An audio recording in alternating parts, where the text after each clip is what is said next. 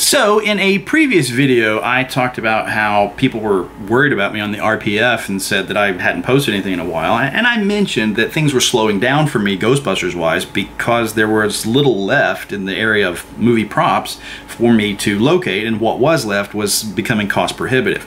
One item in my mind as I was talking about that has found its way to me. So let me roll the clock back just a little bit. It was May 19th.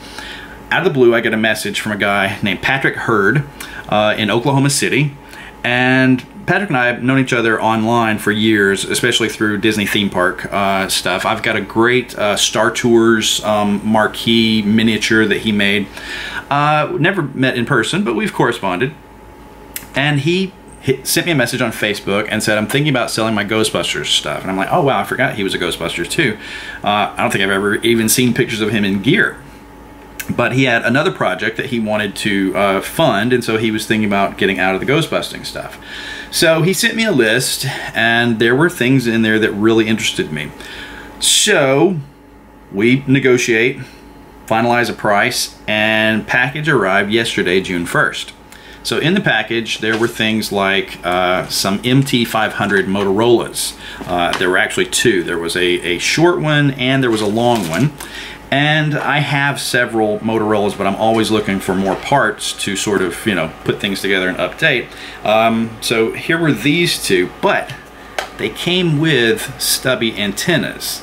Now, these stubby antennas are not movie accurate, and I knew that going into the purchase. However, they are perfect matches for the stubby that is on my own personal radio, and I never thought I would find matching stubbies to go on the radios for the boys. So I'll get all this stuff with my own boxed up items and look and see if I can put together three really great Motorola's that all match for me and the boys. And I know I've got two holsters. Also, Patrick threw in these little like lapel mics or whatever you call them for those, which I thought were neat.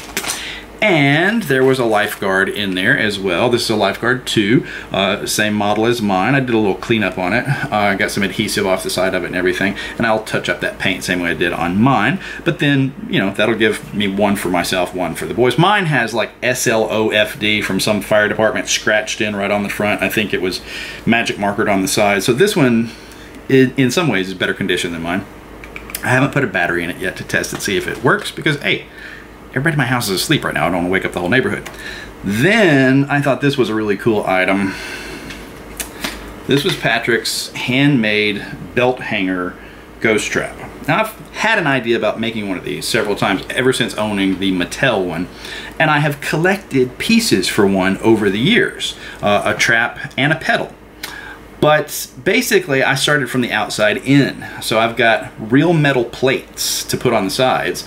I've got real vector plating, and I've got a real resistor. And it looks like this resistor is resin, and it looks like it broke either in transit or at some previous time. But hey, no big whoop, because like I say, it's almost like his trap and my parts are made to go together, because this is plastic on the siding here, and plastic there, and resin there. And it's like, well, okay, I could take the plates off and put on the plates that I've got and kind of make this thing, you know, go together really well. He said that this uses earth magnets to attach, and that's where he would keep his keys when he did events and stuff dressed as a Ghostbuster. So I thought that was a neat little addition. And it has, of course, a cord. And I'm pretty sure these are real Foster Quick Connects on here. I own some. They're boxed up at the moment, but I can compare them to what I've already got on hand and see. And he had started a pedal, but he had never finished it, so it's in a few pieces here and there. We've got a base, some Hammond project boxes. You've got the real ITT relay and an octal socket there, and that's cool because I've actually got a real ITT relay and a real octal socket that I sourced, and real Hammond boxes that I sourced, but I never assembled anything. And I've got this piece in the middle in aluminum. I think this one's MDF.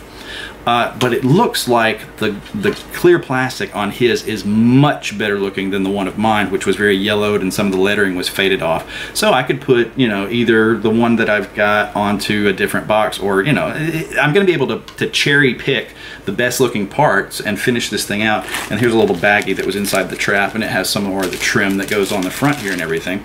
So this will be cool. And this is a resin copy of the vector plating, and I actually have a real piece of metal vector plating there that I bought from Freaky Geeky years ago, and just have never started putting that stuff together. So what I was missing was the interior pieces of a trap to hang all my trim on, and boom, this is what I can do now. The cool thing is that it seems to be hand in glove, made to go together. The uncool thing is I'm a little bit scared about my own abilities to combine them without messing up his artistry on this. So you're saying you're getting off topic, Alex. You're going on these tangents. You're not talking about the piece that you never thought that you would. Oh my God, it's a sniffer. He had a sniffer body, and that's all he had, and it had some adhesive all over it. But the price was so good that I could not pass it up. And I knew from researching these for a while now that I should be able to replicate some of the other pieces myself, and there were certain other things that I knew were available for sale that I would see in my eBay save searches, such as a guy in Mexico that had some side labels for sale. So I've already ordered those. I put in a low bid and he took it. So the cool part about the sniffer is I already have the 3 blue lab coats to wear. I already have the PKE meter that goes in Vinkman's pocket. You know, I already have the camera and the strap and the recording unit that Peter's wearing, because it's the same thing that I did for my Raid Library cosplay. I've got Egon's you know, calculator and interface. I don't have Egon's stereo headphones and stethoscope combined. That's the next thing I have to do after I can finish this. But this is something that I have thought about for a long time and always said, I just don't think it's going to happen for me. I knew that Ben of Kent had a kit, and I talked to him about it, but the price was out of my range. So I just sort of gave up. I said, it's not going to happen for me. I'll concentrate on other things. And lo and behold, this one sort of found its way to me, which is very, very cool. Now I will... I would be remiss if I didn't mention a thread that's been very invaluable in how to track down some of these items by a guy named Ryan the Ghostbuster. It's just a single page thread. It didn't ever even go to a second page on GB Fans, but it's how to convert a 300, 301, 302, or 303 back rack sniffer into the rare 300. And this is not a 300. It's got some kind of port there. I don't know if that makes it a 1, a 2, or a 3 variant, and it's got a digital readout here. And you can see that I couldn't quite get the adhesive off of the digital readout, but you know what? That's supposed to be replaced with an analog readout anyway, and I've ordered one of those from eBay. So yeah, the thread by Ryan the Ghostbuster had links in it to a lot of the parts that you would need, you know, to make the aspirator bulb, to make the tubing, which meter to use. And then Ben of Kent has been very helpful in showing me pictures of his kits. He had done a lot of research talking to Backrack when they had replicated the labels and everything, and he looked at the auction from the guy in Mexico and said that looks like the same, you know, information that was on our labels. So kind of got his, you know, not permission, but his authority on, yes, I know what the real labels are supposed to say, and those look like exactly what we did. So and his were reconstructed from, you know, conversations with Backrack to make the thing. So I felt comfortable in ordering those, and then just other pieces I've currently got on order. Now this is the cool thing. Before this arrived yesterday, I went to Joann Fabrics and I looked at the 1-inch cotton black webbing. And I said, well, I'm not sure how much I will need though, but he slings it off his shoulder and then it comes back up because you can see the slide fastener kind of high up, and I just sort of, you know, measured some off and pinched it with my forefinger and thumb, and the girl cut right there, and she measured it and she put a sticker on it, and I paid, you know, like less than $5 for this. And I bought some slide fasteners there, but I wound up returning them and ordering some online that were a little bit more accurate, and those arrived yesterday, same as the sniffer. And then I'm talking to other people online, like Phil Hazanon has been giving me great advice. He's done one of these before. Derek Osborne has a sniffer.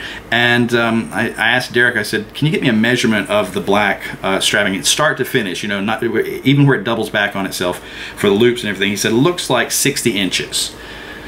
I was like, crap, I'm gonna have to go back and buy more of this. But before I did, I took this thing and a tape measure and laid it out, and guess what? I had just randomly pinched my forefinger and thumb exactly at 60 inches. So I've got just enough belt already bought to go through here and to loop back on itself with a couple of these little slide fasteners, which are not exactly movie accurate. They should be more oval, but I bought 2 extra, and I'm wondering if there's like some way I could stretch those out into a more oval shape.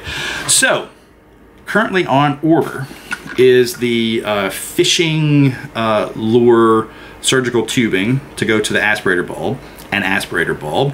I have got a lead on a probe from the same seller in Mexico that does the labels. Eugenio Spingler is his name on Facebook. And then I've got, what else? I've got the red button ordered from one of the Amazon links that Ryan the Ghostbuster had done in the thread. And I've got the labels on order, and I've got the meter on order, which was the link that Ryan the Ghostbuster had is actually cheaper, but I found somebody selling one on eBay that was the same kind Ben of Kent had used. And I could have gotten it from China for like $3, but who knows how long it would take to arrive. So I did buy one from a seller in like Kentucky or something like that. I did a purchase for one that was like, I don't know, $7 or something higher than the $3 I could have paid, but I figured it'll arrive faster and I can install that faster into the finished unit. So very excited about that. And if anybody knows where I can find the correct stereo headphones to use for Egon's stethoscope, please let me know. Stay tuned, and thank you for watching.